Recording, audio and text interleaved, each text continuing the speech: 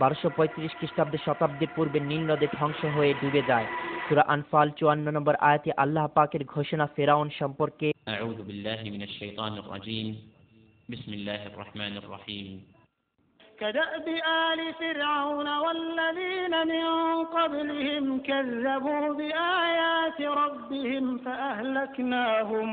فأهلكناهم بذنوبهم وأغرقنا آل فرعون وكل كانوا ظالمين।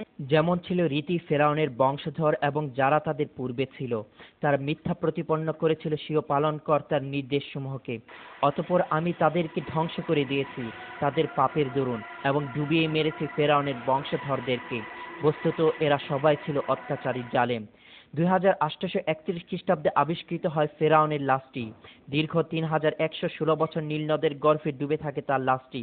না কোনো মাছ তার শরীরে কোনো অংশ খেয়েছে, না শরীরে কোনো অংশ পচে গেছে বা নদীর স্রোতে ভেসে গেছে তার লাশটি। এটাই কি আল্লাহর অস্তিত্ব প্রকাশ পায় না? এই জাদুঘরে অন্যান্য লাশ মমি করে রাখা হয়েছে বিভিন্ন ওষুধ মেডিসিন দিয়ে, যেন মমিগুলো পচে না যায়। কিন্তু কোরআনে উল্লেখিত ফেরাউনের লাশটি কোনো প্রকার ওষুধ ছাড়াই আল্লাহর নির্মিত মমি।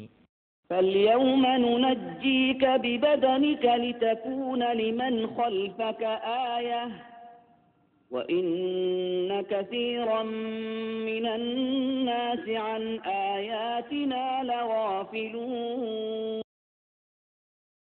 বিলকিস